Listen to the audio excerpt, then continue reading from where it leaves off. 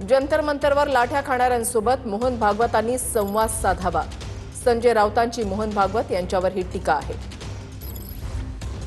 मोहन भागवत 6 ऑगस्टला जेनझींसोबत संवाद साधणार आहेत आणि त्यावरून आता राऊतांनी टीका केली आहे. राऊतांसाठी आदित्य अमित ठाकरे जेनझी आहेत या शब्दात नवनाथ पवार यांनी प्रत्युत्तर दिलं आहे. सरसंघचालक मोहन भागवतजी जेनजीशी संवाद साधतील म्हणजे कोणाशी? 2000 जेनजी मुलं म्हणजे कोण? तरुण मुलं. हे संघनेत्यांची पोरं असतील किंवा नातवंड असतील.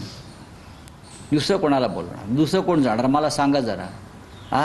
हे भाजप नेत्यांची नातवंड किंवा पोरं म्हणजे काय जेनझी नाहीत ना. ती बधीर झालेले पिढी आहे ती त्यांची.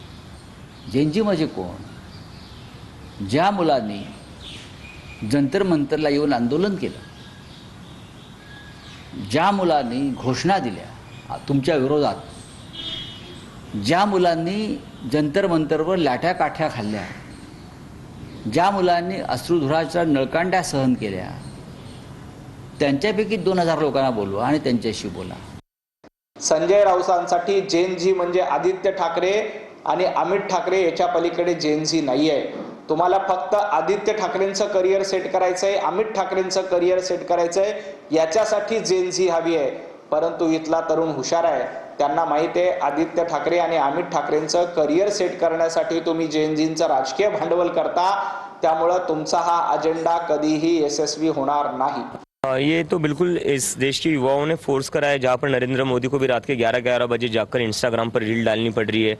अब मोहन भागवत का भी जेनजी से बात करने का मन कर रहा है. तो देर से ही क्यों ना हो, लेकिन इन लोगों को अब समझ में आते हो कि जेनजी को इग्नोर नहीं कर सकते, डिसमिस नहीं कर सकते, बात करनी पड़ेगी और बात करेंगे तो ही अच्छा है, क्योंकि ये लोग देश का भविष्य है.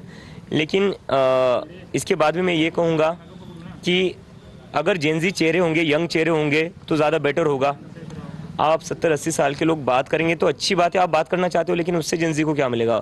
जेनजी को जो चाहिए वो है यंग रिप्रेजेंटेशन. तो थोड़ा उस पर भी काम